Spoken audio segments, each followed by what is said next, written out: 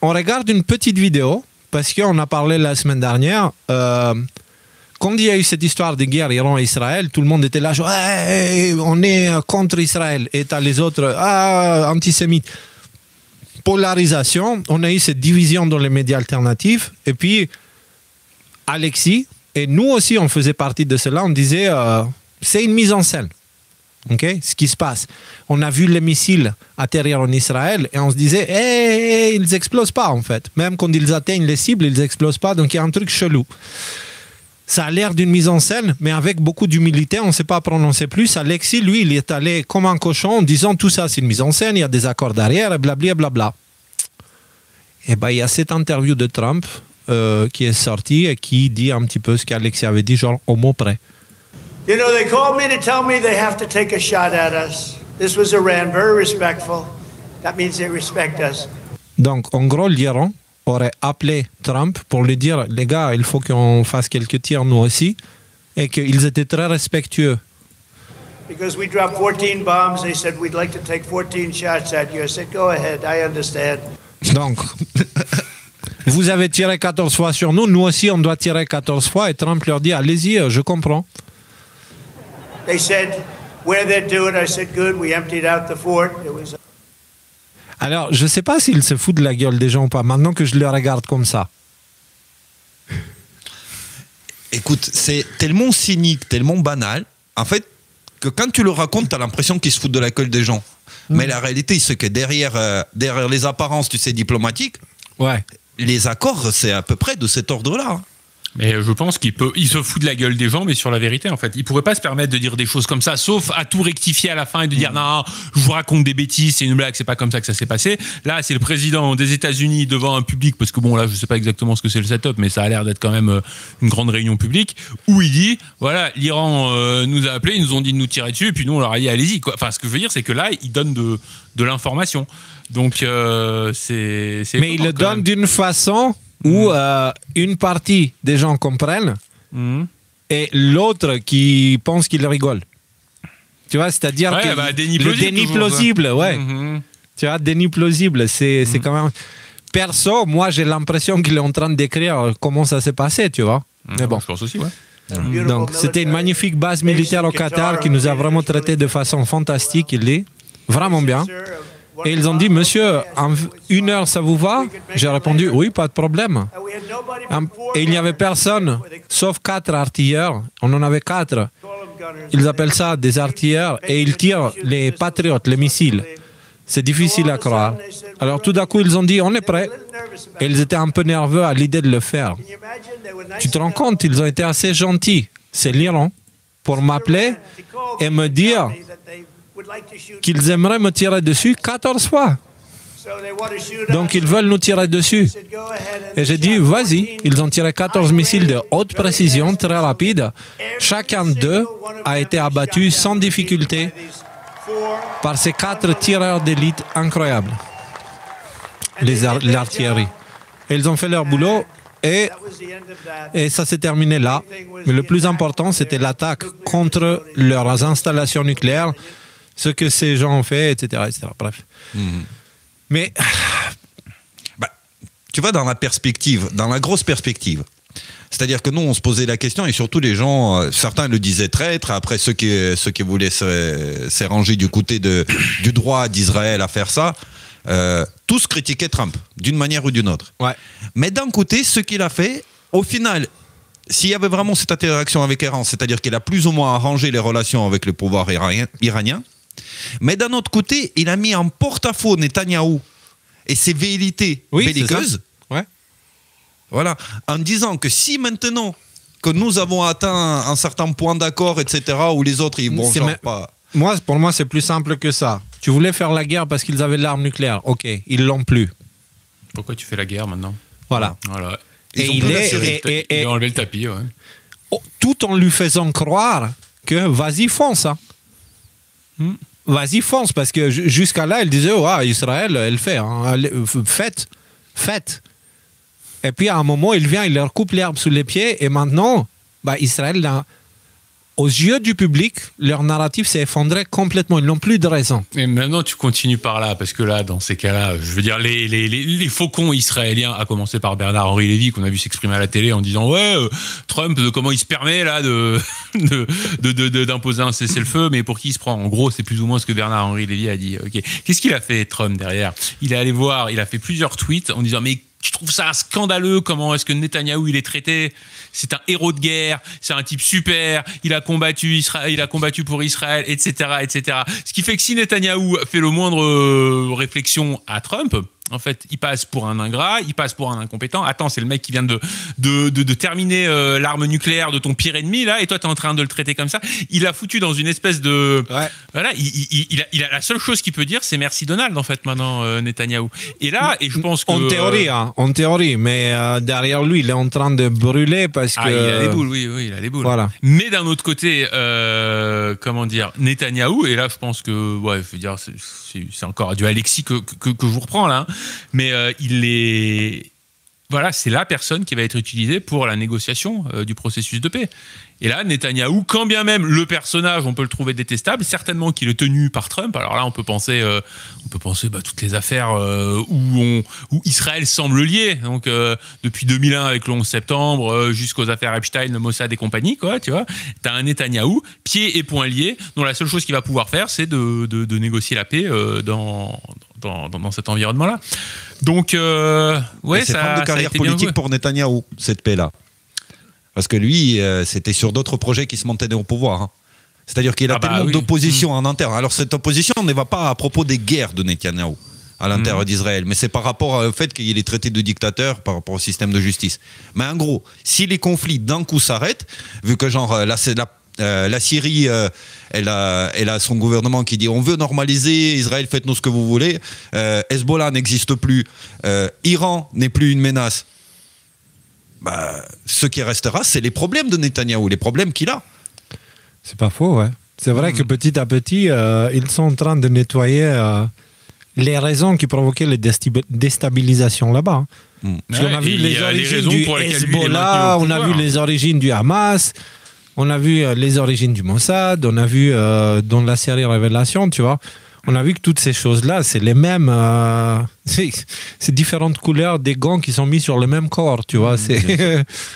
Et ce à quoi on pourrait s'attendre peut-être dans cette histoire-là, c'est qu'effectivement Netanyahou négocie un processus de paix, puis après il dégage direct, parce qu'effectivement, comme tu le dis très bien Nico, il a été mis en place pour cette casquette de chef de guerre qui lutte contre tous les ennemis, tout ça. Maintenant que les ennemis, apparemment ils vont signer des accords de paix et des accords commerciaux, tu te retrouves avec l'inutilité de ce type-là. Et de toute façon, il y a plein de gens qui vont être très contents de le voir dégager dans cette situation-là, quoi. Ouais, bien sûr. Donc ça a l'air de prendre cette direction-là, en tout cas.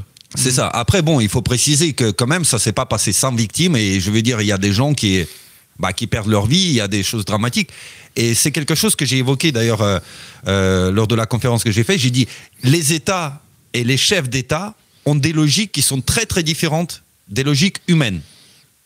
Qui sont complètement différentes des logiques humaines. Nous avons le privilège de dire ça c'est moral, ça c'est immoral, ça c'est éthique, ça c'est pas éthique. Parce que nous n'avons pas à gérer des millions de personnes, des arsenaux, des accords commerciaux, des ennemis qui représentent danger ou pas. Et en gros, nous, en donnant notre avis sur la géopolitique, c'est pour dire à quel point la géopolitique, c'est un égrégore extrêmement puissant. C'est comme si un pion sur un échiquier donner son avis aux joueurs par rapport au fait de sacrifier une figure ou un autre pion pour prendre, une autre. Je veux dire, ça n'a aucun sens. Ouais, c'est vrai que si jamais tu te préoccupé de morale aux échecs, un sacrifice, ça serait quand même quelque chose d'horrible. Qui plus est, dans un contexte où ça fait combien, 50, 60, 70 ans qu'il y a des morts constamment dans cette région suite à des attentats terroristes, suite à des attaques militaires, des choses d'un côté comme de l'autre. Donc, à un moment donné, si tu as le choix de tuer 10 000 personnes ou d'en laisser mourir 100 000, elle est où la morale au milieu de tout ça ? C'est vaste, c'est une question. Tu sais, moi, il y a ce truc, il y a X adore d'essayer de me torturer le cerveau avec des vidéos violentes ou des trucs comme ça. Tu sais, il te propose des vidéos, tu as de la violence très visuelle, t'as rien demandé en fait, tu vois. Et c'est dans ton fil d'actualité et c'est là. Et dans un de ces trucs-là, il y avait cette histoire des soldats israéliens qui auraient violé des prisonniers palestiniens, tu vois. Et j'étais en train de regarder ça, tu vois, et je dis, ouais, pourquoi les gens ils sont surpris de voir ce genre de choses? On parle de soldats qui vont aller tuer des gens qui, selon eux, ce sont des criminels, ce sont des moins que rien, ce sont des parasites qu'il faut éliminer parce qu'ils ont été éduqués comme ça. Et donc, ils vont dans cette guerre-là. En face, ils reçoivent une haine parce qu'en face, ils ont grandi avec « Ah, c'est eux vos ennemis ». Tu vois? Et donc, du coup, ces gens-là, ils se haïssent, mais ils ne se connaissent même pas. Ils ne se connaissent même pas. Et la raison pour laquelle il y a ce genre de choses qui se passent, c'est parce qu'il y a une guerre autour, une putain de guerre. Qu'il y ait des actes criminels dans une guerre et que les gens soient surpris, c'est du foutage de gueule. La guerre en soi est un putain de crime. Donc les petits crimes qu'il y a autour, c'est des petits crimes. Hein. Violer les gens comparé à ce qui se passe au reste, excusez-moi, hein. C'est hyper hypocrite d'être choqué par ça et de ne pas être choqué par la guerre elle-même. C'est même d'une bêtise extrêmement profonde je sais pas moi, je comprends plus rien. Genre tu vois les images de guerre, les gens explosés en morceaux et tout ça, ça c'est rien, c'est la guerre, c'est normal, elle est couverte sous la loi. Ah, et la loi internationale, du coup c'est bon, on peut faire. Par contre, tu peux pas violer les prisonniers. Attention. On a une limite dans notre morale. Hein. Même ça, c'est le foutage de gueule. Ouais. Alors que la guerre, c'est un putain de package, tu sais. Tu prends. Tu sais à qui on doit ça. Parce toutes les options à la con dedans. Excuse-moi. Vous savez à qui on doit toutes ces choses-là? On a parlé au dernier épisode de Révélation. Vous n'avez pas remarqué quelque chose avec ces ordres chevaleresques qui ont été envoyés à Jérusalem à l'époque? Ils étaient tous des hospitaliers, des bénévoles, des machins, des trucs, des là. Et ils sont tous devenus les 10 ordres les plus importants. 10, hein, je vous dis ça, je dis rien. Ils sont tous devenus militaires. On a déjà vu ensemble l'ordre teutonique. OK? Ils étaient des gens sympas, super gentils, on protège les gens et tout. C'est devenu un ordre militaire qui a tué des gens parce qu'ils ne croyaient pas au même Dieu qu'eux. Mais les on a vu les Templiers, la même... C'est ça. Templiers, même chose. L'ordre de Malte qu'on a vu, même chose. Ordre militaire, c'est littéralement dans le nom. Aujourd'hui, c'est ordre militaire et ils ont un cadre légal propre à eux. Ils sont intouchables par les lois. Tu vois, et donc quand on parle de guerre, faut pas oublier d'où vient la bête. Faut pas oublier ces choses-là parce qu'on commence, c'est ça les révélations. C'est de voir vraiment où se cache le mal. C'est si le monde aujourd'hui se comporte comme une grosse armée, qui est derrière le complexe militaro-industriel, vous pensez? Des militaires. Qui sont ces militaires? Des ordres militaires de mon cul sur la commode, tu vois. Des gens qui se croient, qui ont volé des connaissances et qui se croient super importants. Et c'est pour ça la guerre, pour eux, c'est un moyen de maintenir l'équilibre. L'humain s'endette, la mort demande son dû. Alors, du coup, ils disent, OK, on va vous donner des morts, on va créer une guerre, il va y avoir des morts. C'est des sacrifices, chaque guerre. C'est pour maintenir l'équilibre entre la vie et la mort. Et c'est comme ça qu'ils font. Et bref, là, je m'y perds, mais justement, il faut comprendre ces choses-là pour comprendre d'où viennent toutes ces saloperies-là. Parce qu'il n'y a pas d'autre explication à la folie dans laquelle on vit, où tu vois des gens se faire exploser, des orphelins dans les rues en train de pleurer, de crever la dalle. C'est pas grave, c'est la guerre. C'est légal. C'est pas une question, c'est pas grave, c'est la guerre, c'est que ça a été emballé autour d'un narratif, et c'est cette notion de narratif qui revient encore et encore et encore. Tu vois, ce que je veux te dire, c'est qu'on te dit un truc, on te dit exactement. Excuse-moi, moi, c'est ce qui me choque aussi, c'est cette hypocrisie de les pauvres enfants ukrainiens, machin. Par contre, les enfants russes, non, eux, ils le méritent. Ouais, c'est ce genre de choses, moi, ça me rend dingue. Et je mets en garde les personnes qui pensent comme ça. Ça s'appelle la double pensée, la double pensée, celle qui est décrite dans 1984. Tu peux penser une chose et son contraire en même temps. Tu peux penser que chaque vie compte et que dans ces cas-là, c'est justifié d'enfermer toute la population avec un pass vaccinal parce que sinon tu vas tuer grand-mère. Et penser l'année d'après que c'est bien d'euthanasier les vieux parce que de toute façon c'est des poids pour la société et que voilà quoi, l'euthanasie c'est un truc super.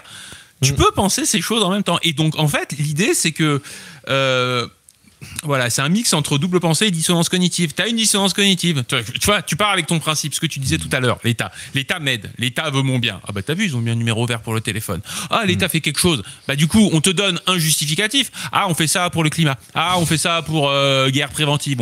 On va bombarder des innocents, mais parce que sinon, c'est eux qui vont nous bombarder. Ok, bon, du coup, c'est justifié d'aller tuer des gens qui nous ont rien fait. Et donc, c'est ce narratif, c'est la justification qui fait que tu n'as pas, si tu réfléchis pas trop, t'as pas besoin de te confronter à ta dissonance cognitive. Ouais. Et du coup, tu peux continuer à vivre tranquille, tu peux continuer à consommer tranquille, en te disant bah ouais, mais bah voilà, nous on est les gentils et les autres c'est les méchants. Et donc, c'est le serpent dans l'oreille qui te donne la réponse tentatrice. Ah ça, ouais. Tu vois, c'est ça. Ça, c'est un démon. Donc, ça, c'est utiliser un démon pour travailler pour lui. Est-ce que vous comprenez ce que j'essaie de dire ou pas? Écoute, les démons... Mais je voudrais mettre un... En gros, c'est manipuler, en fait. C'est la manipulation. Nico, je te laisse la parole. C'est-à-dire que je suis d'accord sur ton analyse militaire qu'une partie de l'institution militaire peut se résumer à ça. Il y a clairement des gens qui sont là et qui sont là pour voilà quoi, pour donner son tribut à la mort. Clairement, il y a des gens. On peut même parler... Putain, le nom du type m'échappe, mais un des très très haut placés de l'armée américaine, qui était une espèce de fou satanique qui se cachait même pas, quoi. Enfin, merde, son nom m'échappe. Aquilo, le général Aquilo. Vous voyez sa tête, vous dites, ce type-là, je veux pas, voilà. Mais je suis pas... Enfin, moi, je mettrais pas tout le monde dans le même panier. Je pense qu'il y a des gens de cette institution militaire qui sont là pour d'autres raisons, et des raisons quand même strictement opposées. Donc voilà, c'est juste quelque chose que je voulais mentionner. Qui sont là pour le narratif qu'on leur a donné. Ils ont imposé une logique. En fait, si tu veux, peu importe à quel point, comment je peux dire ça? Il y a ceux qui contrôlent le narratif et il y a ceux qui le subissent. Ceux dont toi tu parles, ils ont été manipulés parce qu'ils vont là-bas pour la bonne cause, les militaires que tu parles. Et finalement, ils participent à des opérations dont ils n'ont pas toutes les informations. Et ils finissent par faire des choses contre leur propre morale parce qu'eux-mêmes ne savent pas ce qu'ils font. Avec la comportementalisation des services secrets, des missions secrètes, tu vois. Et donc, du coup, ça veut dire que utiliser les démons pour faire travailler, pour que les démons travaillent pour soi, ça veut dire exactement ça. Tu attires l'autre. Le chemin vers l'enfer est pavé de bonnes intentions. C'est pas l'enfer, c'est le chemin vers l'enfer. Et bah, du coup, tu paves un chemin tentateur à l'autre et tu le laisses aller dans son propre piège. Et après, du coup, il travaille pour toi, mais il ne le sait même pas. Tu vois, c'est ça l'or de Salomon. C'est cette idée-là, en fait, derrière. Tu vois, et la raison, tu parles de ces militaires qui sont là pour les bonnes raisons. Excuse-moi, eux, ils le croient de la même façon que le médecin, il va pour les bonnes raisons, mais il a fini par vacciner des enfants avec un vaccin expérimental dont on ne connaissait pas les conséquences. Si tu veux, à un moment donné, ceux qui en ressentent l'intention, en fait, il faudra commencer à prendre en compte que ce n'est pas l'intention qui laisse les traces dans le temps, c'est l'acte. Tu comprends? Je suis un peu embêté, Léo, parce que j'aimerais te donner un contre-exemple que des fois, il y a des actions militaires qui sont menées dans le bon sens, avec non seulement une bonne intention, mais aussi une bonne exécution. Mais là, j'arrive pas à en trouver. Donc, je te reviens la semaine prochaine. Alors, moi, je vais t'en donner dans les cas de désastres écologiques. Les catastrophes. Voilà, par exemple. Là, ils vont aller...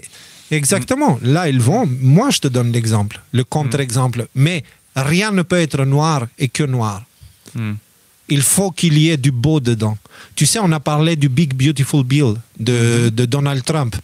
En disant à quel point il est quand même un peu chelou, etc., etc. Il est chelou parce qu'il finance l'IA pour 10 ans sans possibilité de contredire quoi que ce soit. Il y a des mesures qui sont super cheloues, ça coûte super cher, mais dans la même mesure, tu as retrait de l'impôt sur la succession, en tout cas modifié. Il y a une série d'impôts sur les dons, les types, les pourboires. Je veux dire, il a allégé le travailleur de beaucoup de taxes dans cette loi. Taxes et impôts. Beaucoup. Tu vois? Et du coup, quelqu'un, il va se dire, mais moi, je serais mieux avec cette loi. Parce qu'il y a ça dedans. Oui, mes copains, la loi, elle fait 800 pages, je ne sais plus combien. Regarde tout le reste qu'il y a dedans. Parce qu'avec ça, tu prends aussi le reste. Après, la question est de savoir, est-ce qu'il a dû mettre le mauvais pour pouvoir faire passer le bon, ou est-ce qu'il a dû mettre le bon pour pouvoir faire passer le mauvais? Toute la question est là, non, en fait. Non, moi je te dis juste, les personnes qui dirigent le monde, ils connaissent les principes de l'équilibre et ce genre de choses-là, et ils le font. Ils jouent avec ça. Bah, je sais pas, tu prends par exemple ce qui se passe en France, il arrive à te mettre 100% de mauvais sans rien mettre de bon à côté, puis ça passe. Hein. Bon, ça gueule un peu, ça gueule, mais ça dépend, c'est peut-être 100% de mauvais pour toi, mais il faut se baser sur le narratif global et sur la perception de l'ensemble. Vacciner les gens, c'était mauvais pour les complotistes et les anti-vax. Je te parle même pas du vaccin, je te parle juste non, c'était un exemple. Je te parle de ce qu'ils font là pour. T'as un appart, bah tu sais quoi, t'as plus d'appart. Parce que t'es plus aux normes, machin, tout ça, t'as investi 1 million d'euros là-dedans, bah maintenant ça vaut pas de zob. Et puis bah voilà, je veux dire, ça profite à qui si ça se n'est aller aux vendeurs d'éoliennes et aux gens qui sont tellement dans cette espèce de. Oui, bah effectivement, ça profite aux gens qui sont lobotomisés par le narratif de on va tous crever à cause du climat. Ouais, peut-être. C'est intéressant, il va falloir que je réfléchisse là-dessus. Ouais.